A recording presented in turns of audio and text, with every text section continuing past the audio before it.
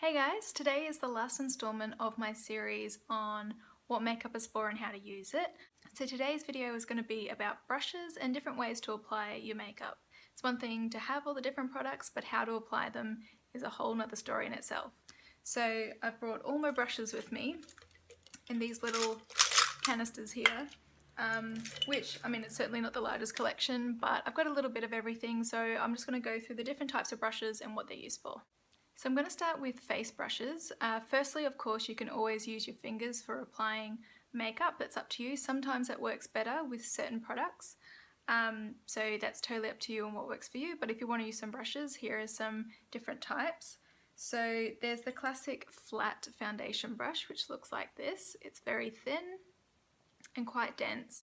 I'd say this ends up being everyone's first foundation brush because it is a classic. I think it was the first one that ever existed, really. And it's quite like a paintbrush, so the idea is you get your liquid foundation and you just paint it on your skin.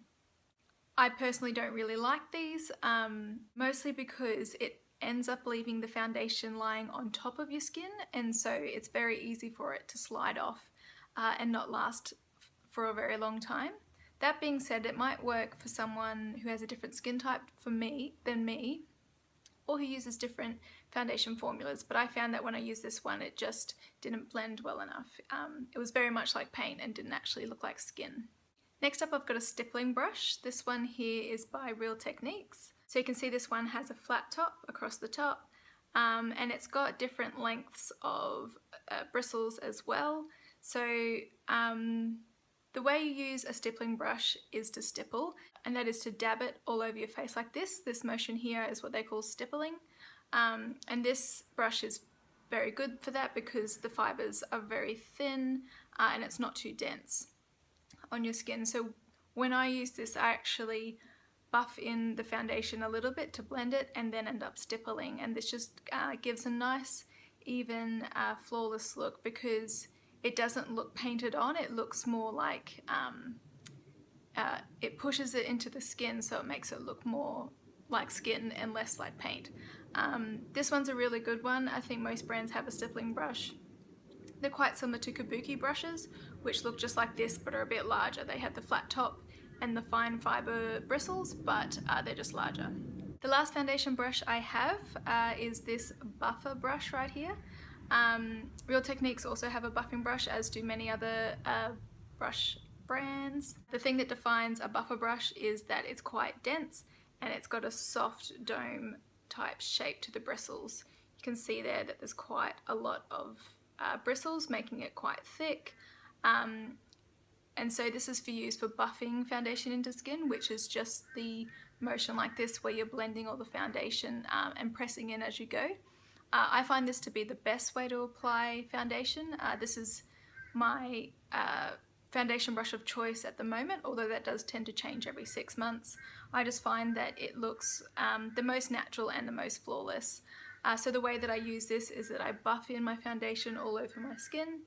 Once it looks like I've got a good coverage, I then dab all over just to make sure it looks so that there's no streaks and so it's blended, and it just gives it almost like an airbrush finish. Next I'm going to go on to concealer brushes.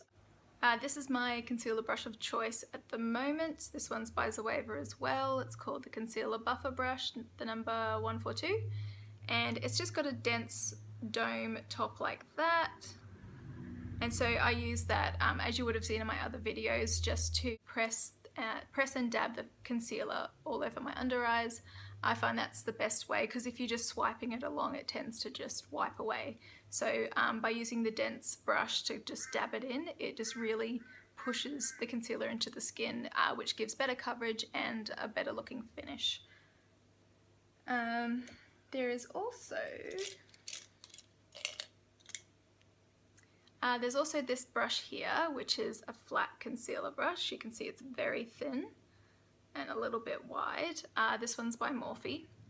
This is similar to the flat foundation brush where it's more like a paintbrush and you're painting on colour.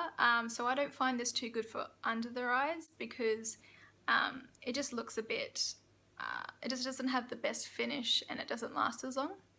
But what I use this brush for is I get a little bit of concealer on the tip of it, and because it's so flat, I can run under my eyebrows to clean them up and make them look a bit sharper. So that's what I find is the best use for these type of brushes. Next thing would be powder brushes for setting your makeup. So the classic powder brush is this one here. It's really large, it's really fluffy, it's got really long bristles, so it's not too dense. This is absolutely perfect for using either powder foundation or a finishing powder, just to dust it all over your face to finish it off or to add extra coverage. Because it's nice and fluffy, it doesn't put too much on, it just gets a little bit of product and makes sure that just the right amount is laid on top of your foundation. I also have a different powder brush here. You can see they're both quite large and fluffy. I don't know if you can see that one so well. This one's by Zoeva and this one's by Morphe, and it just shows they do the same thing, they're just slightly different shapes. And the bristles on this one are a bit shorter, so that just depends on your face size and your face shape and what you prefer. Also in the setting category, I have these two brushes here. So this one, I'll start with this one. This one's by e.l.f. This is a tapered powder brush, so you can see the end, it kind of tapers off like that. It's a little bit fluffy and it just tapers off at the end. So this is perfect for setting your under eyes. So I use this once I've set the rest of my face. I get some powder, setting powder onto this brush and just lay it down under here to make sure I get right into those nooks and crannies, and that's what this tapered end is so good for. There's also this duo fiber brush by Morphe. This is similar to the stippling brush I showed you before, it's just a smaller version. And so because it's smaller, it's perfect to fit in under here if you'd prefer to stipple either your concealer or your powder. Next, I've got this little brush here. This is called the Face Shape by Zoeva. It's number 110. This I use as a contour brush. It's just a dense, soft dome brush. And so this I find is the perfect size for getting right under the cheekbone here and just blending out a contour. The more classic contour brush is one similar to this one, except it's similar in that it's as thin as this one. It's just some light bristles, except instead of being in a fan shape, it's just in a rectangle shape, and that fits in right under the cheekbone as well for a good contour. I've got a couple of blush brushes here as well, both very similar. Again, we've got Zoeva and Morphe. So as you can see, they're both quite fluffy. They're not too dense because you don't want too much product. But they both have that nice angle shape, which is perfect for getting the blush in the right place along your cheekbone. Next, I have a bronzer brush, which, I mean, it's not specifically a bronzer brush, but I use it as a bronzer brush. And that's because you can see, because it's so fluffy and big, that it's great for powder. But it's not quite big enough for a setting powder kind of brush, but because it's kind of got this, just because of the shape that it has, I don't know how to describe that shape, because it's not it's not big and fluffy like this powder brush. It's a little bit more dense, so I find this perfect for putting bronzer up in around my temples and around my face to shape it a bit better and to add some warmth. Onto some eye brushes. Let's have a look. So I'll start off with just some blending brushes. So blending brushes are absolutely everything when it comes to eyeshadow. If you're only going to get one brush, that's the brush to get, because it's hard to do much without having one of them. So an example of a blending brush are these two here. They're both kind of rounded and very fluffy, and this is perfect for getting the right amount of product on them, not too much. These are perfect for not only just putting on a soft wash of colour all over the lid, but they're great for putting in some soft colour into the crease so that the colour on the lid blends out to the eyebrow instead of it being like a harsh line in the middle. And it's also good for when you've finished your makeup look, you get a clean one of these and you just use this to buff out and neaten the edges so there's no harsh lines. So this one here is from Zoeva and this one here is from Real Techniques. I love this one. It does a brilliant job and only costs a few dollars. Next, I've got some dense packing brushes. So these are different shapes. I've got a flat one here and a dome one here. I'll just put this up so you can see. So this one While it's a dome shape like the blending brush, you can see it's a lot more dense. It's not quite as fluffy. The bristles don't move quite as much. And this one here also, while it's quite flat and thin, it's very dense because because there's so many bristles and they are so short. So these are both perfect if you want to pack on a lot of colour. So while the blending brushes only pick up a little bit of product so you don't get too much and you can just blend out everything, these are for packing on lots of colour, so these are the opposite. And these are the ones you'd use for on your eyelid when you want a big pop of colour or maybe some glitter or something like that. I find the flat one particularly helpful for putting glitter on, particularly if you are using some setting spray to bring out the pigment. I find that if I use it on this one, it's not quite as good, but if you spray the top of the flat brush and then put it in the glitter and pop it on, it really packs on a lot more product and has a nice smooth finish. So I'll show you them one last time. This one's Real Techniques and this one's by e.l.f. Next I've got some pointed crease brushes. So this one here is a Zoeva brush and this one is Morphe. You can see they're very similar. They're very short and they've got a tapered top. This one's a little bit shorter and a little bit stiffer, but essentially the same thing. And what you use this for is also, one, for picking up a lot of product, but two, because it's not quite as fluffy, it doesn't blend out as much. So these are perfect for the outer corner of your eye when you really want that nice dark shading in the corners to add some dimension to your eye. If you try to use a shading brush, it just blends out way too much and you don't really get the definition you're after. These are also perfect for if you're doing a cut crease and you really want a defined line as opposed to just a wash of colour in the middle. This really cuts out that line there. I've got a couple of eyebrow brushes. These don't really need too much explanation, I don't think. So you can see they're quite short, they're quite dense, and they both have this angle at the top. This one, the purple one's just a little bit wider than the other one, but essentially do the same thing. Can see, I don't know if you can see that way, how thin they are. And that's because you want hair-like strokes when doing your eyebrows. So these are as simple as putting into either a powder or a pomade and then just filling in your eyebrows using these.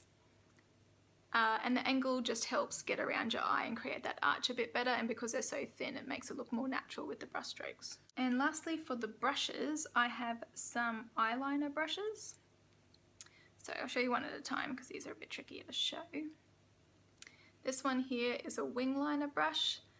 It's similar to the eyebrow brush in that it's angled at the top, except this is a lot thinner and a lot smaller. I don't know if you can see that there. And this is because you want to make sure that you can get a really precise line over on your eyelid. I find again the angle just helps getting around the grooves of your eye. I find this the easiest way to apply eyeliner, especially when doing a wing. Just the easiest to draw out the line and then link up with the line over your eye. The other one I have came with a Maybelline gel eyeliner that I have. It's this one here. It's very small. So this is just like a very flat, very short, stiff brush. And so again, because there's not too much flexibility in it, it makes it really easy just to put the line on without it flicking anywhere or making a mess. That can be the only tricky thing with these ones with the longer bristles. It's dense, so it doesn't move too much, but it does a little bit, which you might find a bit tricky. So these shorter ones, because they barely move, it means that they won't just unexpectedly flick anywhere, they'll only go where you put them, so you might find that easier. To finish off this segment, I've got some beauty blenders. So obviously beauty blenders aren't the only sponges you can use. There's Real Techniques, Manicare have some, there's a whole lot of brands that have their own sponges now. So you can get them in all kinds of sizes. This is the size that you'd use for your face, and these ones here are for more precise areas, which I personally use for under my eyes, because I find that I used to use the large one under here, but it was quite big and I couldn't quite get into the corners of my eyes. But I find with these smaller ones it's a lot easier to get in there, and they're just super cute, let's be honest. So what a sponge can offer you that brushes don't is that it picks up only a little bit of product, and so when you press it onto the skin, it isn't It's a lot more natural looking because you don't have as much product going around. If you have a foundation that you find is of quite high coverage, by using a beauty blender it thins it out a little bit so it's not as full on. And also because it's pressing into your skin so much, it kind of soaks into your skin and becomes one with your skin. So instead of looking like your foundation is sitting on top and being a bit shiny, this will make your skin look more natural and like it's real skin. Alternatively, you can also use these to apply powder, but instead of being sparse with the product, I find this applies more because powder brushes are meant to put only a little bit of product, but these ones, because they're slightly damp, they will pick up a lot of powder, so you can pack on a lot under your eye, which is great for baking. I quite like using sponges to apply my makeup, although I don't use it every day. It's more just if I want a more natural look. I'm still experimenting with it myself to see what I prefer, but definitely one of my favorite methods. So that's it for this video. There are a lot of other brushes that I didn't mention here and there because, I mean, the list is endless of all the different tools and all the different techniques you can do with applying makeup. There's lip brushes, there's all these other little brushes you can use for more defined work in your eyes. But being a basics video, I thought I'd just stick to the more general brushes that you're bound to use if you're starting out or every day. You know, you wouldn't use all these precise other brushes unless you were doing a particular event or a particular look, I don't think. So I hope you found this video really helpful. If you have any questions about the brushes I mentioned, please leave them below. I'm happy to help you out with that. Also, if you're looking for a particular brush and where to buy it, I can help you with that one as well. I hope you have a fantastic week and I'll see you next time.